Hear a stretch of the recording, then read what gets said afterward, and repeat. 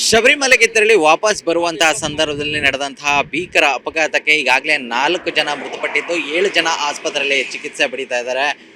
ತುಮಕೂರಿನಿಂದ ಕೊಪ್ಪಳಕ್ಕೆ ತೆರಳುವಂತಹ ಸಂದರ್ಭದಲ್ಲಿ ವಸಂತ ನರಸಾಪುರ ಕೈಗಾರಿಕಾ ಪ್ರದೇಶದ ಬಳಿ ಈ ರೀತಿಯಾದಂತಹ ಒಂದು ಅಪಘಾತ ನಡೆದಿರುವಂಥದ್ದು. ಇನ್ನು ಈ ಘಟನೆಯನ್ನ ಕಂಡಂತಹ ಪ್ರತ್ಯಕ್ಷದರ್ಶಿಯಾಗಿರುವಂತಹ ಶ್ರೀನಿವಾಸ್ ಅವರು TV9 ಜೊತೆ ಇದ್ದಾರೆ. ಅವ್ರನ್ನ ನಾನು ಮಾತಾಡಿಸೋಕೆ ಸರ್, ಈ ವಿಚಾರ ಹೇಗಾಯ್ತು ಅಂತ ಹೇಳಿ. ಸರ್, ಅದು ಲಾರಿ ನಿಂತಿತ್ತು ಸೈಡಲ್ಲಿ ಇದಕ್ಕೆ ಟೆಂಪರ್ ಟ್ರ್ಯಾಕ್ಸ್ ಬಂದ್ಬಿಟ್ಟು ಸೀದಾ ನಿದ್ದೆಗಣ್ಣಲ್ಲಿ ಬಂದು ಹೊಡೆದಿರೋದು. ಇದು ಒಂದು 4:25 4:15 ಸಮಯದಲ್ಲಿ ಆಗಿದೆ ಸರ್. ಇದು ಗಾಡಿಯಲ್ಲಿ ಎಷ್ಟು ಜನ ಇದ್ರು ಅಂತ ಹೇಳಿ? ಒಂದು 10 ರಿಂದ 12 ಜನ ಇದ್ರು ಸರ್.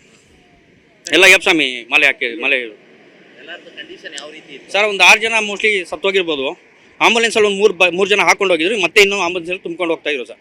ಅಂದ್ರೆ ಈಗ 4 ಜನ ಮೃತಪಟ್ಟಿದ್ದಾರೆ, ಆದ್ರೆ ಇನ್ನೂ ಒಂದಿಬ್ಬರು ಕಂಡೀಷನ್ ಯಾವ ರೀತಿ? ಕಂಡೀಷನ್ ಈಗ ಅದೇ ಸ್ವಲ್ಪ 50-50 ಇದೆ ಸರ್. ಅವ್ರದ್ದು 50% ಇದೆ. ಅಂದ್ರೆ ಏನ್ ಗಾಡಿ ಅದು ಗುದ್ದಿದ್ದು ಹಿಂದ್ಗಡೆ? ಟೆಂಪರ್ ಟ್ರ್ಯಾಕ್ಸ್ ಕ್ರೂಸರ್ ಗಾಡಿ.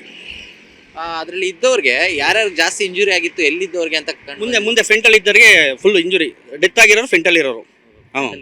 ಫ್ರಂಟಲ್ಲಿ ಇರೋರು ಡೆತ್ ಆಗಿರೋರು. ಅಂದ್ರೆ ಮೇಜರ್ ಇಂಜುರೀಸ್ ಎಲ್ಲ ಹಿಂಗೆ ಅಂತ ಯಾವ ಭಾಗದಲ್ಲಿ ಆಗಿದೆ ಸರ್? ಎಲ್ಲ ಬಾಡಿ ಎಲ್ಲ ಫುಲ್ ಅದಕ್ಕೆ ಚಾಸಿಗೆ ಹೋಗಿ ಹಾತ್ಕೊಂಡ್ಬಿಟ್ಟಿತ್ತು ಸರ್. ಅದು ಫುಲ್ ಫ್ರಂಟು ಒಳಗಡೆ ಹೊರಟೋಗಿತ್ತು ನಾವು ನೋಡಿದಾಗ. ಗಾಡಿ ತುಂಬ ಸ್ಪೀಡಲ್ಲಿ ಇದ್ದು ಮೋಸ್ಟ್ಲಿ ನಿದ್ದೆಗಣ್ಣಲ್ಲಿ ಹೊಡೆದಿರೋ ಸರ್.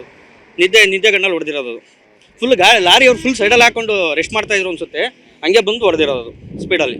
ಅಂದ್ರೆ ಲಾರಿ ಏನು ಹೋಗ್ತಾ ಇರಲಿಲ್ಲ? ಲಾರಿ ನಿಂತಿರೋ ಲಾರಿ ಸರ್. ಅದು ಮೂವಿಂಗ್ ಲಾರಿ ಎಲ್ಲ ನಿಂತಿರೋ ಲಾರಿ. ಅದು ನಿಂತಿರೋ ಲಾರಿಗೆ ಬಂದು ಗುದ್ದಿ ಈ ಥರ ಆಗಿರೋದು ಸರ್.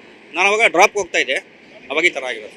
ಏನು ಹೇಳ್ತೀರಾ ಸರ್? ಈ ಥರ ದೃಶ್ಯನ ನೀವು ಲೈವ್ ಆಗೇ ನೋಡ್ಬಿಟ್ಟಿದ್ದೀರಾ? ಡ್ರೈವರ್ಗಳು ಹುಷಾರಾಗಿ ಓಡಿಸ್ಬೇಕು ಗಾಡಿನ. ನಿದ್ದೆ ಬಂದರೆ ಗಾಡಿ ಸೈಡ್ ಹಾಕ್ಬಿಟ್ಟು ಮಲಗಬೇಕು. ಈಗ ಪ್ಯಾಸೆಂಜರ್ ಬೇಜಾರು ಮಾಡ್ಕೊತಾರೆ, ಅವ್ರು ಬೇಜಾರು ಮಾಡ್ಕೊತಾರೆ ಅಂತ ರಿಸ್ಕ್ ತಗೊಂಡು ಗಾಡಿ ಓಡ್ಸೋಕೆ ಹೋಗ್ಬಾರ್ದು. ಜೀವ ಅವ್ರದ್ದು ಮುಖ್ಯನೇ, ಡ್ರೈವರ್ದು ಮುಖ್ಯ. ಅವ್ರಿಗೂ ಫ್ಯಾಮಿಲಿ ಇರುತ್ತೆ, ಆಮೇಲೆ ಅವರು ಜೊತೆ ಬಂದಿರ್ತಾರಲ್ಲ ಕಸ್ಟಮರ್ಸು, ಅವ್ರದ್ದು ಫ್ಯಾಮಿಲಿ ಇರುತ್ತೆ. ಡ್ರೈವರ್ಗಳು ಹುಷಾರಾಗಿ ಓಡಿಸ್ಬೇಕು ಗಾಡಿನ. ಪ್ಲಸ್ ನಿದ್ದೆ ಬಂದರೆ ಯಾವುದೇ ಕಾರಣಕ್ಕೂ ಗಾಡಿ ಮುಂದೆ ರಿಸ್ಕ್ ತೊಗೋಬಾರ್ದು.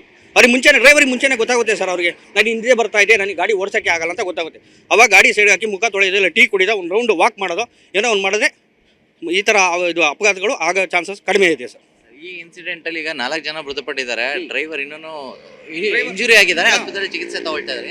ಡ್ರೈವರ್ ಇಂಜುರಿ ಆಗಿದೆ, ಅವರು ಏನು ಡೌಟ್ ಅನಿಸುತ್ತೆ, ನೋಡ್ಬೇಕು ಸರ್ ಏನಾಗುತ್ತೆ ಅಂತ. ಇದಿಷ್ಟು ಕೂಡ ಪ್ರತ್ಯಕ್ಷದರ್ಶಿಯ ಮಾತು. ನಾನು ನೇರವಾಗಿ ನೋಡಿದೆ. ಈ ಸಂದರ್ಭದಲ್ಲಿ ಆಗಿರುವಂತಹ ಭೀಕರ ಅಪಘಾತ ಏನಿದೆ, ಲಾರಿ ಪಕ್ಕದಲ್ಲಿ ನಿಂತಿತ್ತು, ಆದರೆ ವೇಗವಾಗಿ ಬಂದು ಗಾಡಿ ಡಿಕ್ಕಿ ಹೊಡೆದಂತಹ ಪರಿಣಾಮವಾಗಿ ಈಗ ಈ ರೀತಿಯಾದಂಥ ಒಂದು ಅವಘಡ ಸಂಭವಿಸಿದೆ ಅನ್ನುವಂಥದ್ದನ್ನು ಹೇಳ್ತಾ ಇರುವಂಥದ್ದು.